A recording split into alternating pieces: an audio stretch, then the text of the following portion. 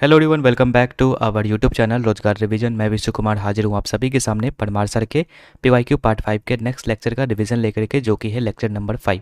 इसके पहले लेक्चर 1 से लेकर के 4 तक का रिवीजन करवा दिया गया है एंड इसका प्लेलिस्ट भी बन चुका है।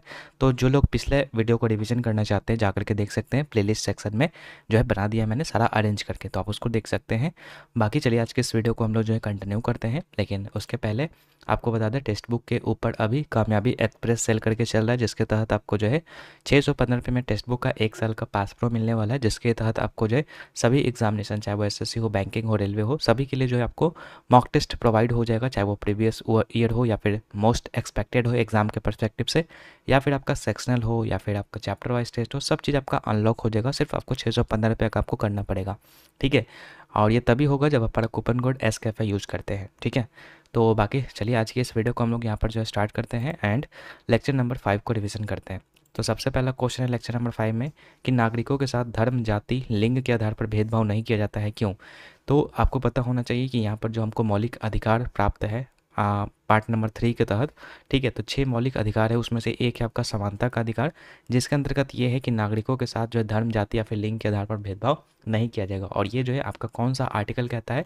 तो ये कहता है आपका आर्टिकल नंबर 15, ठीक है। अभी हम हर एक आर्टिकल को देखते हैं, लेकिन सबसे पहले देखते हैं कि जो हम लोग का पार्ट 3 है, ठीक है, वो कहाँ से स्टार्ट होता है हम लोग का? तो वो स्टार्ट होता है हम लोग का 12 से, और कहाँ तक जाता है? तो 35 तक। तो 12 में क्या है? तो 12 में क्या है? हम लोग का राज्य का परिभाषा है, मतलब सिंपल राज्य का डिफिनेशन है। अब राज्य का डिफिनेशन मीन्स कि वो नहीं, ठीक है, वो राज्य मतलब जो समझ रहे हैं वो चीज़ नहीं है।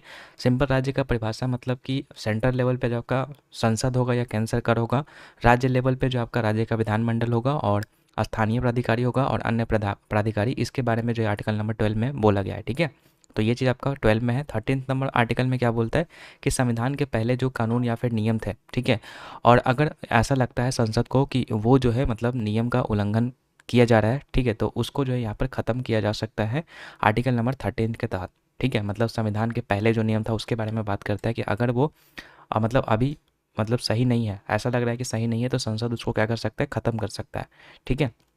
तो ये आर्टिकल नंबर 13 कहता है, बाकी ओवरऑल आप पढ़ सकते हैं, वही चीज़ लिखा गया है, ठीक है।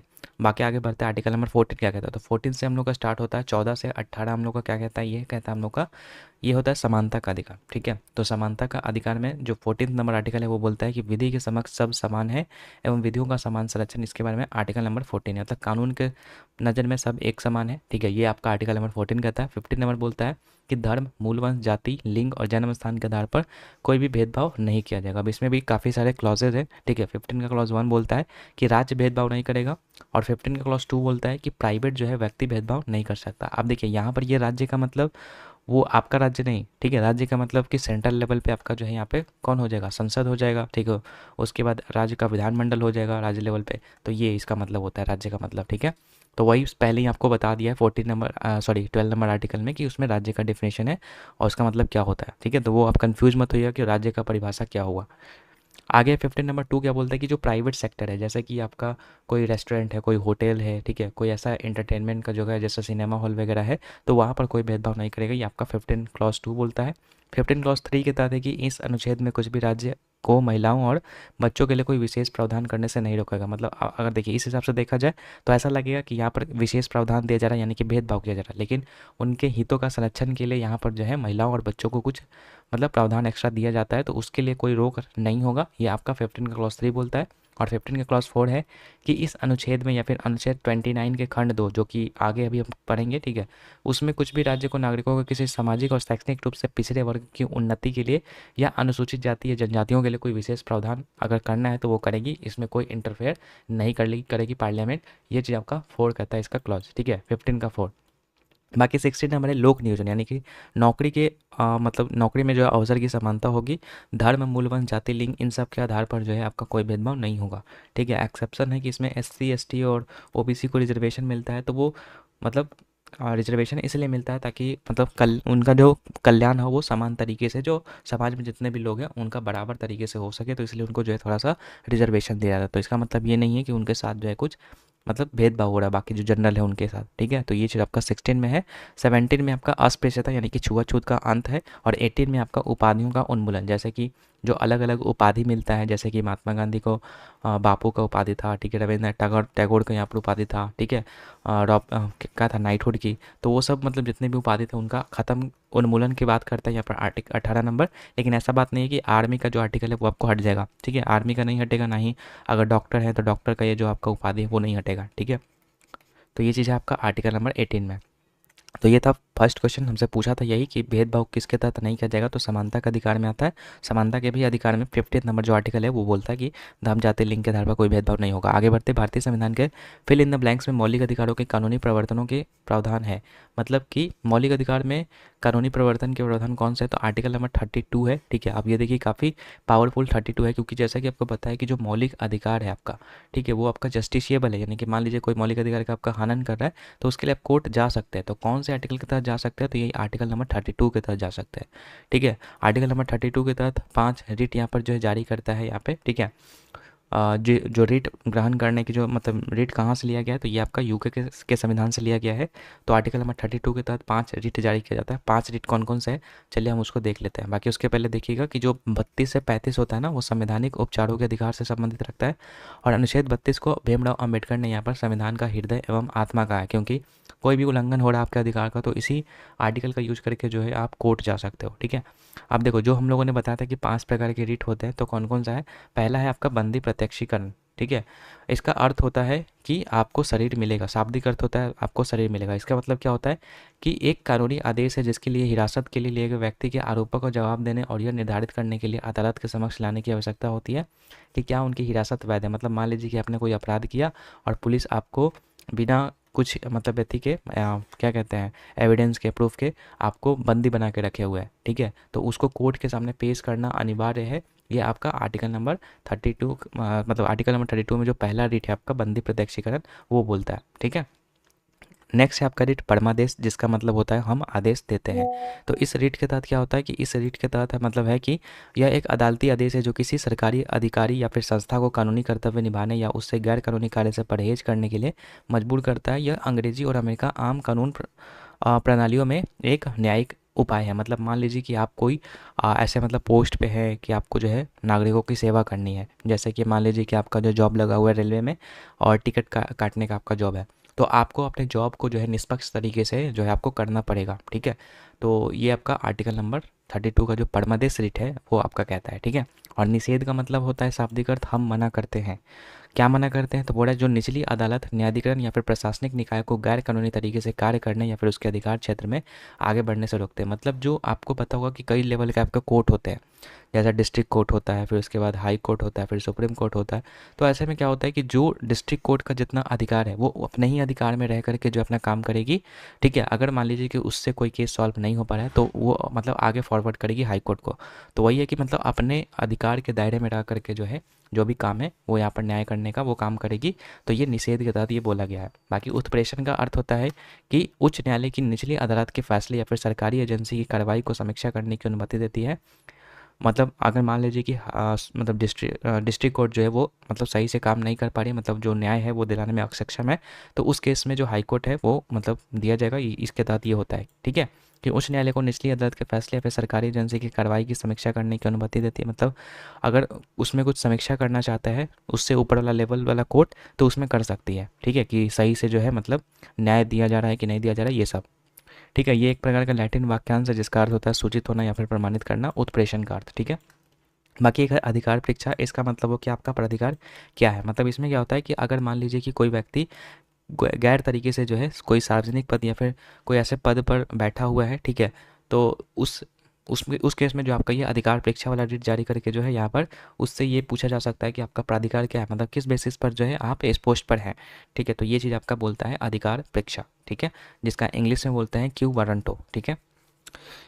एग्जाम्पल वही है कि यदि किसी व्यक्ति ने गलत तरीके से सार्वजनिक पद का धारण किया है तो उसके विरुद्ध यह रिट जारी किया जा सकता है। तो ये पांचों रिट आपको याद रखना है, कौन कौन सा है मैंने बता दिया। बाकी कुछ आर्टिकल्स और थे यहाँ पर देख लीजिए, जैसे 28 नंबर। तो 28 नंबर जो आपका धार्मिक संस्थान में उपस्थित या कुछ शैक्षणिक संस्थानों में धार्मिक पूजा के संबंध में स्वतंत्रता, मतलब 25 से 28 जो होता है ना वो आपका धार्मिक स्वतंत्रता से संबंधित रखता है। तो वही 28 नंबर आपका है कि धार्मिक संस्थान में उपस्थित या कुछ शैक्षणिक संस्थानों में धार्मिक पूजा के संबंध में स्वतंत्रता है, ठीक है। और 29 नंबर है कि अल्पसंख्यक के हित में सुरक्षा है, ये बात आपका 29 नंबर कहता है।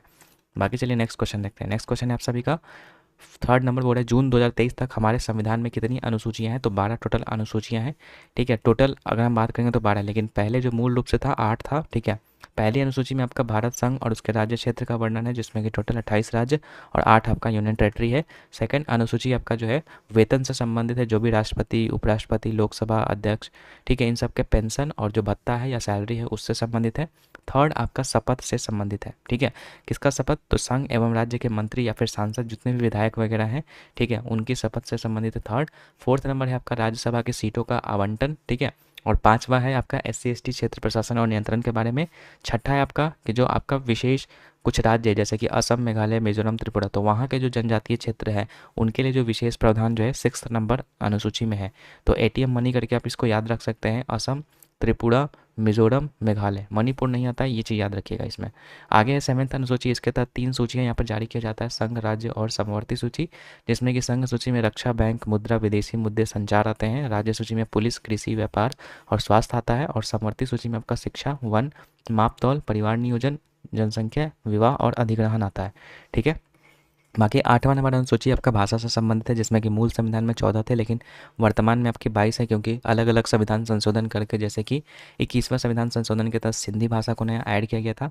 71वां से आपका 1992 में 3 आपका यहाँ पर ऐड किया गया था, नेपाली, मणिपुरी, कोंकणी, इसको नमक करके आप याद कर सकते हैं, ठीक है, नेपाली, मणिपुरी, कोंकणी। और 92nd अमेंडमेंट 2003 के तहत जो आपका 4 लैंग्वेज यानी कि मैथिली, संथाली, बोडो, डोगरी यानी कि MSD-B, ठीक है, यानी कि MSD बड़े बड़े छक्के लगाते हैं, ऐसा आप याद करके कर सकते हैं, मैथिली, संताली, बोडो, डोंगरी। और बाकी एक 96th अमेंडमेंट भी हुआ था 2003 के आसपास में ही, ठीक है। तो उस समय बस जो उड़िया नाम था, ठीक है, उड़िया जो नाम था उसका चेंज करके यहाँ पर ओडिया कर दिया गया था, ठीक है, ये किया गया था बस। तो ये चीज़ याद रखिएगा इसमें 96वां वाले में, ठीक है। बाकी शास्त्रीय नृत्य भी आपको तो याद रखिएगा, तू शुरू तो कर मैं आ रही है, ये तो मतलब ऐसे 3 और 3 6 है, लेकिन अभी करंट में बात करें तो 5 और नए यहाँ पर ऐड किए गए हैं। कौन कौन सा, तो पहला है आपका असामी, ठीक है, बंगाली, मराठी, बंगाली हो जाएगा, मराठी हो जाएगा, और इसके अलावा अगर बात करेंगे 2 और पाली हो जाएगा और प्राकृत हो जाएगा। तो 5 नए और ऐड किए गए हैं, और बाकी 6 तो आपको ये याद ही रखना है, तमिल, संस्कृत, तेलुगु, कन्नड़, मलयालम और उड़िया, ठीक है। तू शुरू तो कर मैं आ रही है, ये 6 याद करने का ट्रिक है। बाकी इसके अलावा आसामी, बंगाली, मराठी, पाली, प्राकृत, ये आपको याद करना है। आगे बढ़ते हैं 9th अनुसूची। 9th में आपका भूमि सुधार से संबंधित है, और ये पहला ऐसा मतलब अनुसूची है जिसको क्या अमेंडमेंट करके जोड़ा गया था। 1991 का पहला संविधान संशोधन था, उसके तहत ये जोड़ा गया था, और इस समय प्राइम मिनिस्टर नेहरू जी थे। 10th अनुसूची में आपका जो दल बदल कानून निषेध किया गया, जो कि आपका 52nd अमेंडमेंट से जोड़ा गया 1985 में। 11वां में आपका ग्राम पंचायत है, जिसमें कि 29 विषय हैं, इसको 73rd अमेंडमेंट से जोड़ा गया है 1992 से 1993 के बीच में, और इस समय जो प्राइम मिनिस्टर थे PV नरसिम्हा राव थे। और 12th अनुसूची जो आपका 74th अमेंडमेंट से जोड़ा गया 1993 के तहत, और नगर पंचायत है इसमें, जिसमें कि टोटल 18 विषय हैं, ठीक है। आगे है आपका यहाँ पर चौथा, दोष रेखाओं की गति के कारण हो सकते हैं, मतलब दोष जो है रेखा होता है तो उसकी गति के कारण क्या हो सकता है, तो उससे आपका भूकंप यहाँ पे आता है, ठीक है। मतलब दोष रेखा मतलब यही होता है कि जैसे जो प्लेट्स है, प्लेट्स में आपका क्या होता है, दरारें इस तरीके से होती है, ठीक है। अब इस तरीके से अगर मूवमेंट होगा इसका लेटरल मूवमेंट, तो हम लोगों ने पढ़ा था कि यहाँ पर क्या होता है, लेटरल मूवमेंट अगर होगा तो भूकंप उत्पन्न होगा, तो वही यहाँ पर पूछा, तो भूकंप यहाँ पर करेक्ट आंसर हो जाएगा। बाकी अगर हम यहाँ पर भूकंप के बारे में अगर और चीज़ें देखें तो आपको बता दें कि भूकंप जो है मतलब इसके तरंगों की तीव्रता को मापने के लिए किस चीज़ का यूज़ किया जाता है, तो रिक्टर पैमाना का यूज़ करते हैं, ठीक है। और इसका जो परिमाण होता है, मैग्नीट्यूड जो होता है वो 0 से 10 के बीच में होता है। 0 जो है सबसे कम को दर्शाता है और 10 सबसे ज़्यादा को दर्शाता है, ठीक है। तो ये चीज़ आपको याद रखना है। बाकी अगर हम बात करते हैं यहाँ पे कि इसके जो भूकंपीय तरंग होते हैं, तो 2 तरीके के तरंग होते हैं, एक आपका बॉडी वेव होता है और एक आपका सरफेस वेव होता है, ठीक है। सरफेस वेव को हम लोग यहाँ पर जो है एल वेव्स के नाम से जानते हैं, या फिर इसको हम लोग लव वेव्स के नाम से जानते हैं। तो सबसे पहले हम सरफेस वाला देख लेते हैं, एल वेव्स क्या होता है, तो सतह और सिस्मोग्राफ तक पहुँचने वाला अंतिम जो होता है तरंग, उसको बोलते हैं यहाँ पर एल वेव। जैसे मान लीजिए कि ये धरती है, ठीक है, और नीचे जो स्थेनोस्फेयर है यानी स्थल मंडल है, ठीक है, तो उसमें जो उसी से तो आपका भूकंप आता है ना, वहीं पे प्लेट होता है, तो प्लेट मान लीजिए कि टकराया, ठीक है, तो जहाँ से ये उत्पन्न होता है, ठीक है, तो यहाँ से जो है वेव के फॉर्म में ये निकलता है, और जहाँ पर ये टकराता है ना, ठीक है, इसको बोलते हैं एपी सेंटर, ठीक है, इसको बोलते हैं एपी सेंटर। तो ये जो टकराया तो यहाँ से जो आपका वेव यहाँ पर जो स्टार्ट होता है, तो यहाँ से जो आप ये पहले क्या था, पहले ये जो है आपका कौन सा वेव कहलाएगा, तो पहले ये आपका कहलाता है बॉडी वेव, ठीक है। लेकिन बाद में जब ये सरफेस से टकराता है तो ये आपका सरफेस वेव बन जाता है, ठीक है। तो जो सरफेस वेव होता है यहीं से आपका स्टार्ट होता है, और यहाँ पर जो सबसे पहले जो पॉइंट पर टकराता है ये वेव, उसको एपी सेंटर के नाम से हम लोग जानते हैं, ठीक है। तो वही है यहाँ पर ये, इसका वेग जो है आपका 1 से 3 किलोमीटर पर सेकंड का होता है। सबसे विनाशकारी यहाँ पर होता है, मतलब जहाँ पर भी एपी सेंटर है वहाँ पे सबसे ज़्यादा इसका नुकसान देखने को मिलता है। बाकी केवल पृथ्वी की सतह पर ये यात्रा करता है और इसे लव वेव्स के नाम से जानते हैं, ये मैंने बता दिया। बाकी जो सेकंड टाइप का होता है बॉडी वेव्स, ये आपका दो तरह का होता है, एक पी वेव्स होता है और एक एस वेव्स होता है, यानी प्राइमरी और सेकेंडरी। तो प्राइमरी वाला सबसे तेज होता है और ये अनुदैर्ध्य तरंग होता है, यानी एक प्रकार से ये साउंड वेव्स के जैसा होता है। जैसे साउंड में क्या होता है कि ठोस में सबसे ज़्यादा वो ट्रैवल करता है, फिर द्रव में, फिर गैस में, तो सेम पी वेव्स में भी सेम चीज़ें होती है। बाकी इसका औसत वेग 7 से 8 किलोमीटर पर सेकंड होता है और ये सतह पर पहुंचने वाली पहली यहाँ पर वेव होती है। जो मतलब मैंने बताया कि बॉडी वेव्स पहले सतह पर टकराती है, उसके बाद वो सरफेस वेव्स के नाम से जानी जाती है। तो जो पहले टकराती है ना वो आपका बॉडी वेव्स ही होता है। बॉडी वेव्स में भी कौन सा वेव होता है, तो पी वेव होता है, सबसे पहले टकराता है, ठीक है। तो वही चीज़ यहाँ पर लिखा गया। बाकी स्ट्रेचिंग एवं स्क्वीजिंग होता है, और आपको बता दें कि ये जो है आपका सभी मीडियम में आपका ये ट्रैवल करता है, ठीक है। सभी मीडियम्स की मतलब ठोस, द्रव, गैस तीनों में ये ट्रैवल करता है, तो ये चीज़ बता दिया मैंने आपको। बाकी एस वेव्स की बात करेंगे तो ये केवल ठोस में गति करता है, तरल में गति नहीं करता है, ठीक है। और इसका जो औसत वेग होता है 4 से 6 किलोमीटर पर सेकंड होता है, और ये कोर से पास नहीं होता। क्यों? क्योंकि जो कोर होता है वो दो पार्ट में डिवाइड होता है, इनर कोर और आउटर कोर। तो आउटर कोर में यहाँ पर जो लिक्विड होता है, और लिक्विड में ये ट्रैवल नहीं करता है, तो यहीं से फिर ये रिटर्न हो जाता है। तो याद रखिएगा कि ये जो है कोर से पास नहीं होता है, और ये कम विनाशकारी होता है। और भूकंप मापे पर पहुंचने वाली द्वितीय की वेव होती है, मतलब जो भूकंप रिएक्टर पे जो हम मापते हैं ना, तो उस पर ये दूसरी मतलब वेव्स होती है जो हम यहाँ पर रिकॉर्ड करते हैं, ठीक है। तो वेव्स भी आपको यहाँ पर याद रखना है। बाकी नेक्स्ट क्वेश्चन देखते हैं। 5th नंबर बोला कौन सा सही है कौन सा गलत है। तो पहला बोला ठोस होने पर पिघला हुआ मैग्मा अवसादी चट्टान बन जाता है। तो अवसादी पहले नहीं बनता है, पहले आग्नेय चट्टान बनता है, तो पहला वाला आपका गलत है। दूसरा बोला आग्नेय चट्टान घुसपैठ या बहिर्वेदी, घुसपैठ नहीं होना चाहिए, इंट्रूसिव यानी अंतर्वेदी और बहिर्वेदी, क्या दोनों हो सकते हैं? तो जी हाँ, हम लोगों ने पढ़ा था कल वाले लेक्चर में कि दोनों होते हैं टाइप। बाकी उच्च तापमान और दबाव के प्रभाव में अवसादी चट्टान मेटामॉर्फिक चट्टान में बदल जाता है, जी बिल्कुल सही है। और उच्च तापमान और दबाव के प्रभाव में आग्नेय चट्टान मेटामॉर्फिक चट्टान में बदल जाती है, बिल्कुल सही है।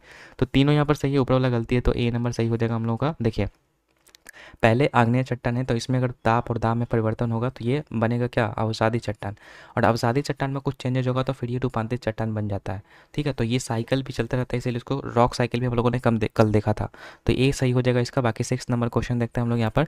सभी एक्सोजेनिक जो अभिक्रियाएं हैं, ठीक है, वो ऊर्जा कहाँ से मिलती है इसको, तो एक्सोजेनिक यानी कि होता है बहिर्जात, ठीक है। तो इसको जो एनर्जी होता है वो सन से मिलता है, सूर्य से मिलता है। अब देखिए यहाँ पर जो है दो तरह का यहाँ पर जो है क्रियाएं होती है, एक आपका अंतर्जात होता है और एक होता है बहिर्जात, ठीक है। हम यहाँ पर देख लेते हैं, अंतर्जात और बहिर्जात होता है, ठीक है। तो अंतर्जात जो होता है आपका यानी कि एंडोजेनिक जो होता है वो भूमि निर्माण में मदद करता है, और जो एक्सोजेनिक होता है यानी कि बहिर्जात होता है वो आपका पतन या क्षरण में काम आता है। जैसे देखिए जो एंडोजेनिक, जैसे एग्जांपल की बात करेंगे तो एंडोजेनिक से जो आप अभी जो हिमालयन रेंज देख रहे हैं, ठीक है, वो एंडोजेनिक का ही यहाँ पर एग्जांपल है। और बाकी जो आप यहाँ पर देख रहे हैं अरावली रेंज कि इसकी हाइट जो धीरे धीरे क्या हो रही है, छोटी होती जा रही है, तो ये आपका एक्सोजेनिक का ही एग्जांपल है। तो सिंपल याद रखिएगा, एंडोजेनिक निर्माण से संबंधित है और एक्सोजेनिक आपका पतन या क्षरण से संबंधित है। बाकी इसमें कुछ चीज़ें हैं जैसे कि अंतर्जात प्रक्रियाओं का स्रोत की अगर हम बात करेंगे तो घूर्णन से प्लस में जो ज्वारीय बल है उससे आपका जो अंतर्जात जो प्रक्रियाएं हैं वो होती हैं, ठीक है। इसको दिया था यहाँ पर अल्फ्रेड वेगनर ने, ठीक है, ध्रुव पलायन बल कहा था। बाद में आर्थर होम्स ने जो है इसमें बताया था कि नहीं, संवहन धाराएं होती है जिसको एनर्जी जो है रेडियोधर्मिता से मिलती है, ठीक है, मौलिक ऊष्मा का ह्रास होता है इसमें, उस कारण से यहाँ पर जो है ये अंतर्जात प्रक्रियाएं होती है। तो दोनों का आप याद रखिएगा, अल्फ्रेड वेगनर ने कहा था ध्रुवीय पलायन बल और आर्थर होम्स ने कहा था संवहन धारा से यहाँ पर जो ये चीज़ें होती है। तो ये आपका अंतर्जात प्रक्रियाओं के बारे में। बाकी हम लोग यहाँ पर डिस्कस करते हैं डिटेल में अंतर्जात के बारे में। तो मुख्य रूप से भूमि निर्माण करने वाले होते हैं जो कि मैंने बता दिया। इनको ऊर्जा कहाँ से मिलती है, तो रेडियो एक्टिवेट डीके से मिलता है, ठीक है, उसमें मौजूद मौलिक ऊष्मा से। बाकी अंतर्जात में आपका एक होता है डायस्ट्रोफिज्म जिसको पटल विरूपण कहते हैं हिंदी में। तो ये भी आपका 3 तरह का होता है, एक होता है ओरोजेनिक, एक होता है एपिरोजेनिक और एक होता है भूकंप, ठीक है। तो बाकी पृथ्वी की पपड़ी के हिस्से को हिलाने, ऊपर उठाने या निर्माण करने वाली सभी प्रक्रियाएं जो है आपका पटल विरूपण कहलाती है। ओरोजेनिक से आपका पर्वतों का निर्माण होता है, ठीक है।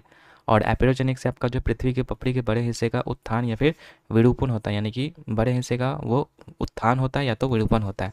बाकी भूकंप आपका अगर बात करेंगे तो पृथ्वी की सतह पर होता है, ठीक है। तो ये सब आपका डाईस्ट्रोफिज्म यानी कि पटल विरूपण का ही यहाँ पर रूप है। बाकी प्लेट विवर्तनिक, इसी के कारण भूकंप आता है, ये चीज़ तो ऑलरेडी हम लोग पढ़ चुके हैं। आगे बढ़ते हैं, ये तो हो गया इंडोजेनिक। अब है एक्सोजेनिक यानी कि बहिर्जात। तो ये होता है पृथ्वी की सतह पर कार्य करने वाला बल, जिसको बहिर्जात बल कहते हैं। और ये भू आकृतिक प्रक्रियाओं से आशय उन सभी प्रक्रियाओं से हैं जो धरातल पर बाह्य रूप से क्रियाशील होकर परिवर्तन लाते हैं। अब इसमें आपका जो है डेनुडेशन यहाँ पर आ जाएगा, ठीक है। इसमें क्या होता है कि पृथ्वी की जो राहत विशेषताएं हैं उनको तोड़ता और घिसता है अनाच्छादन की प्रक्रिया के थ्रू, ठीक है। तो ये एक्सोजेनिक जो फोर्स है उसके तहत ये अनाच्छादन की प्रक्रिया होती है, ठीक है। और ये ऐसे ही अचानक नहीं होता है, क्योंकि इसमें एजेंट होता है, बहिर्जात एजेंट काम करता रहता है, जैसे कि बहता हुआ पानी, हवा, भूजल या फिर लहरें। तो इन सब के कारण जो है इसका डेनोडेशन होता है, ठीक है।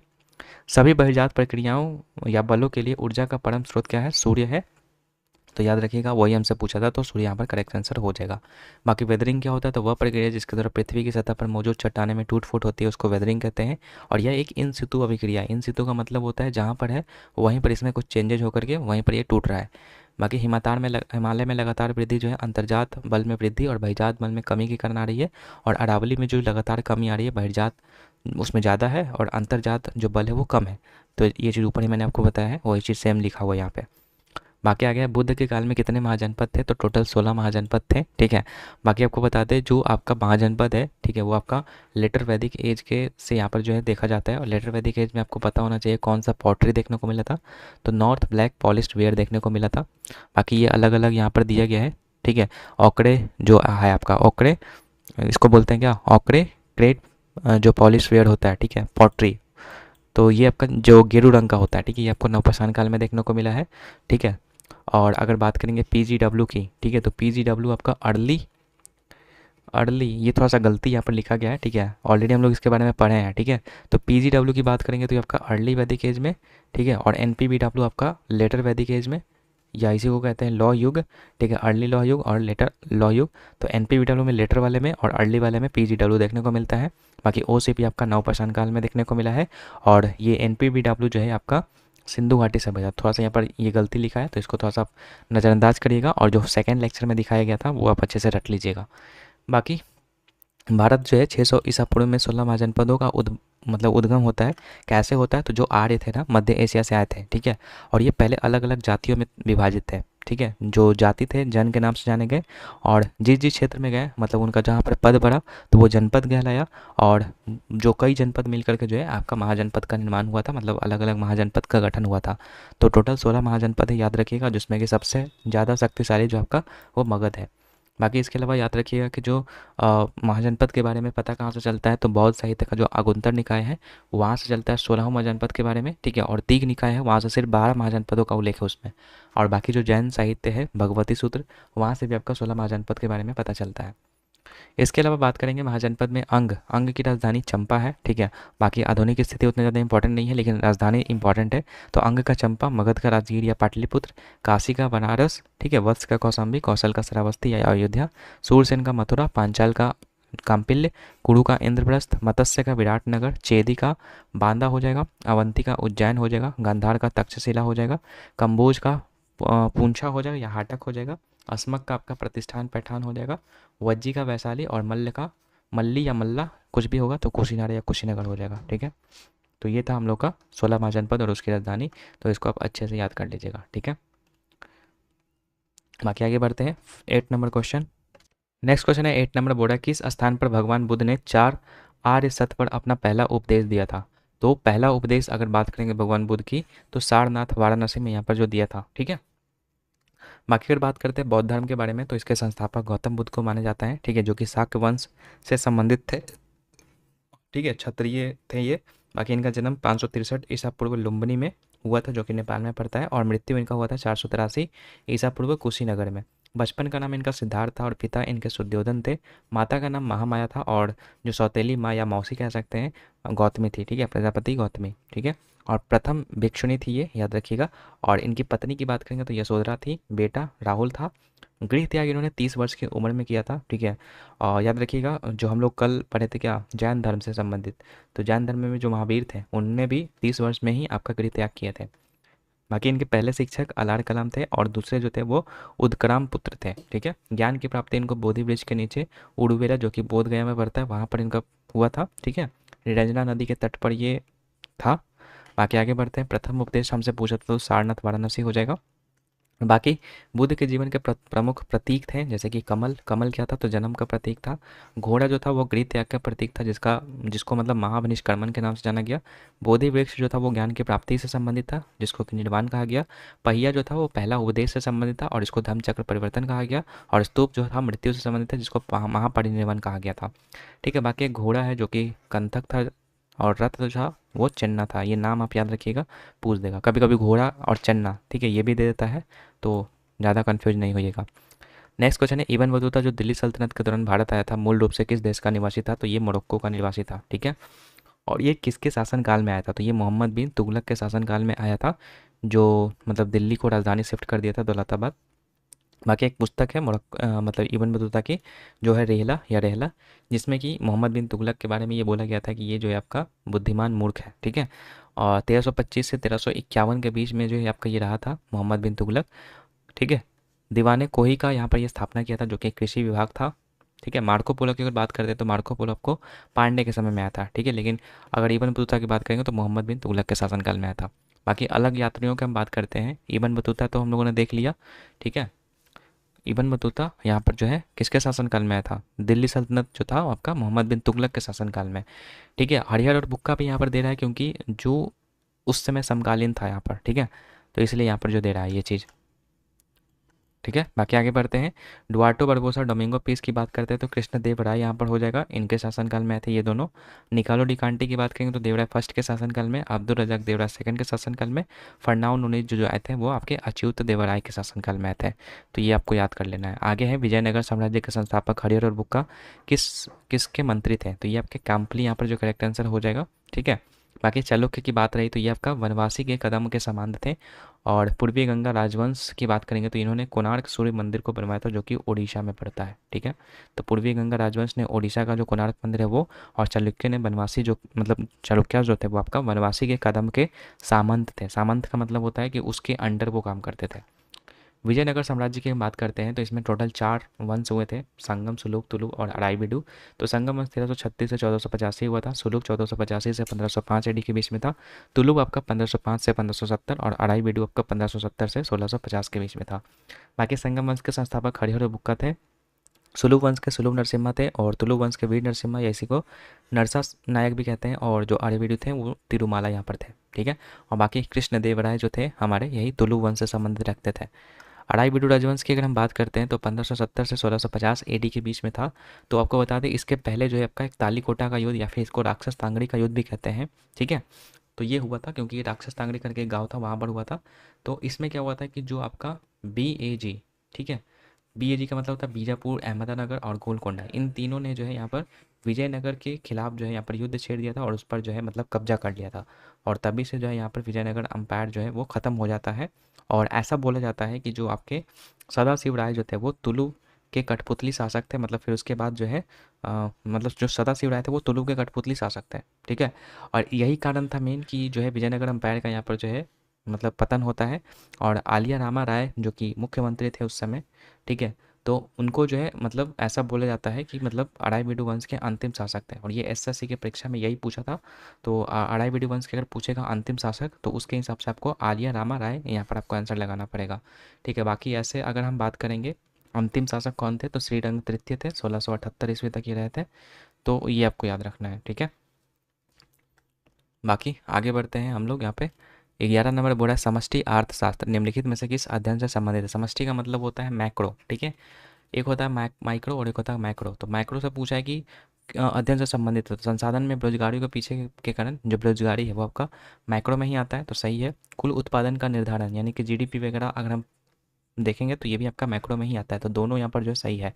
बाकी माइक्रो में क्या आता है, माइक्रो में हम लोग का आता है क्या, माइक्रो में आता है इंडिविजुअल लेवल पर जो चीज़ें होती है जो कि हम लोग जो इकोनॉमिक्स कर रहे हैं उसमें हम लोगों ने पढ़ाया था। तो यह इसका तो अभी फिलहाल के लिए दोनों आंसर सही हो जाएगा।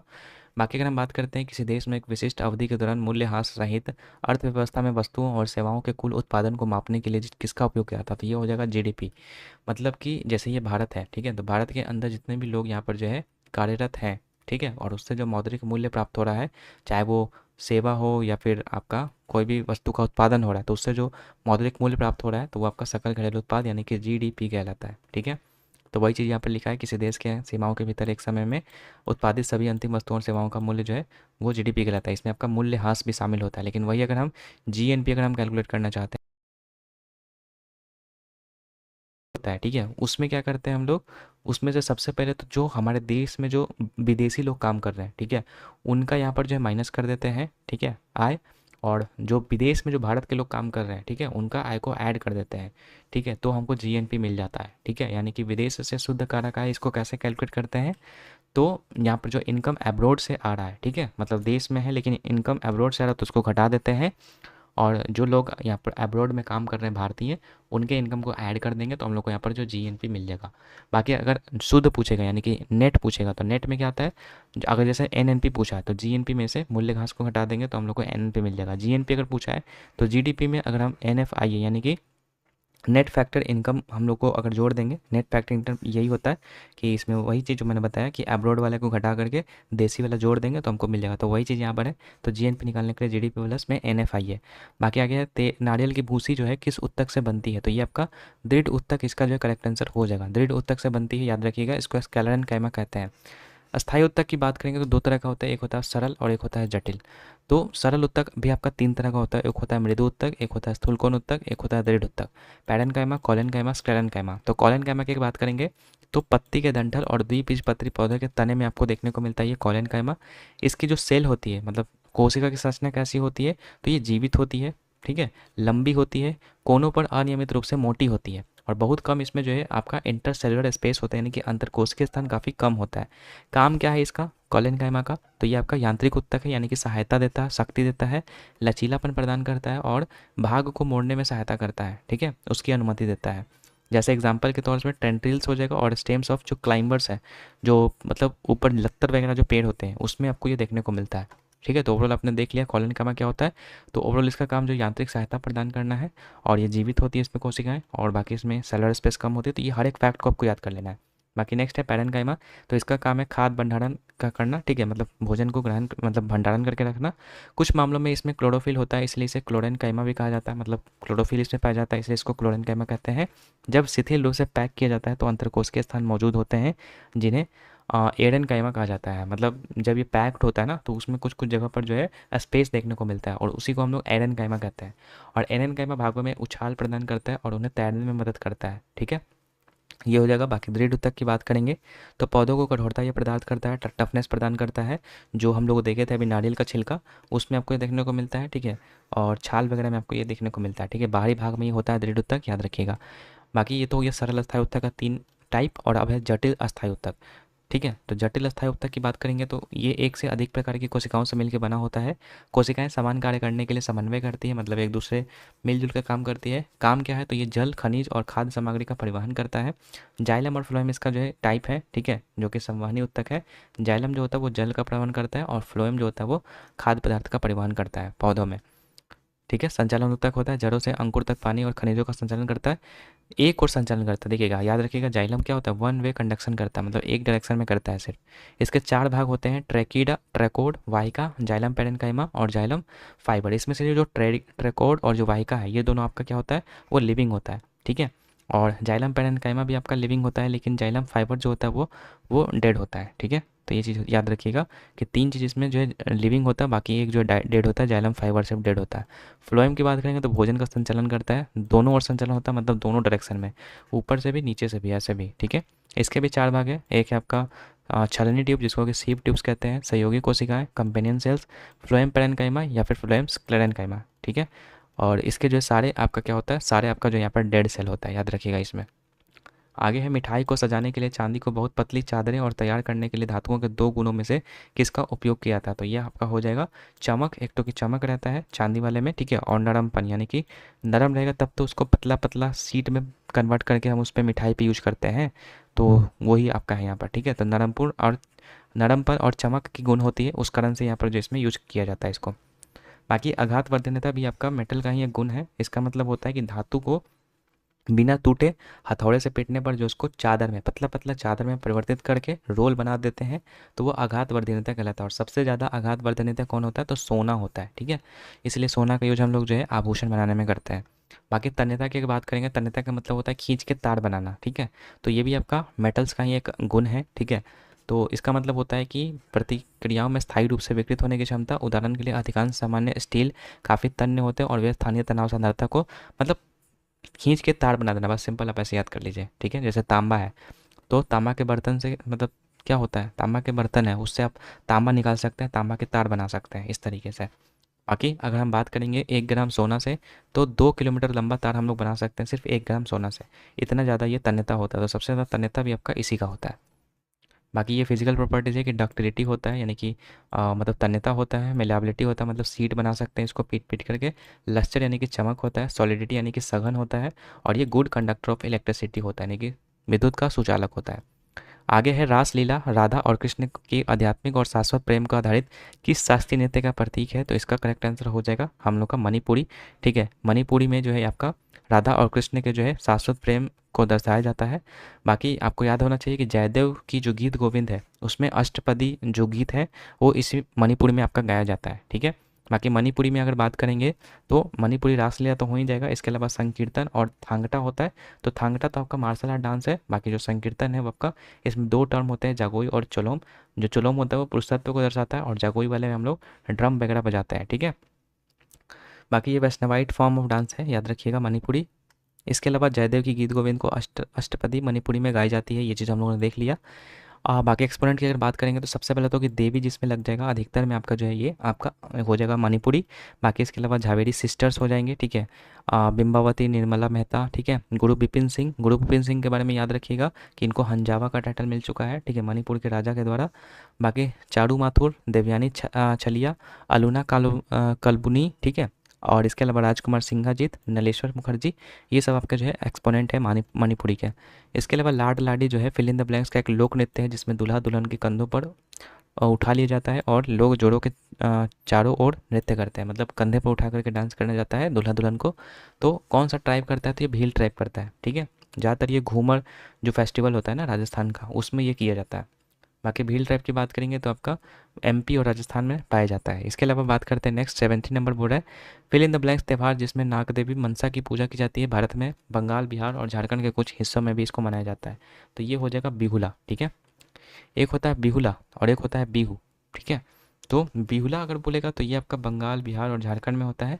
लेकिन बिहू अगर बोलेगा तो वो असम का है। जैसे कि आप इसका ट्रिक भी है, असम की बहू ने बाई को पटक पटक के रंगीन कर दिया क्योंकि उसकी अली के अब्बू के साथ मजली फेस्टिवल देखने जाना था। तो बिहू, बाई को, देहिंग पटकाई, रोंगकेर, ठीक है, अली अली लिगांग, अम्बुबाची जो कि कामाख्या मंदिर में किया जाता है, इसको मजुली फेस्टिवल, बैसागु फेस्टिवल, ठीक है। बिहू तो मैंने बता ही दिया कि बिहू भी 3 टाइप का होता है, एक बोहाग, माघ और काटी। तो बोहाग बिहू अप्रैल के मंथ में होता है, बैसाख में, ठीक है। माघ वाला जनवरी के मंथ में होता है, माघ बिहू भी कहते हैं इसको। और काटी बिहू कार्तिक के मंथ में होता है, अक्टूबर में, ठीक है। काटी को कोंगाली, माघ को भोगाली और बोहाग को रोंगाली के नाम से जानते हैं। तो ये है। बाकी अलग अलग फेस्टिवल जो इसमें है उसमें क्या क्या होता है वो चीज़ यहाँ पर दिया गया कि बाइकों में जो है राभा जनजाति के द्वारा किया जाता है।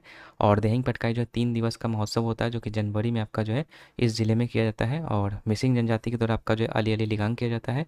और अम्बुबाची जो है कामाख्या मंदिर में देवी कामाख्या के मासिक धर्म का प्रतीक है और इसे अमेठी या फिर प्रजनन त्यौहार के रूप में मनाया जाता है। रोंगकेर की बात करेंगे तो ये करबी टाइप के द्वारा किया जाता है, ये भी आपका असम का है।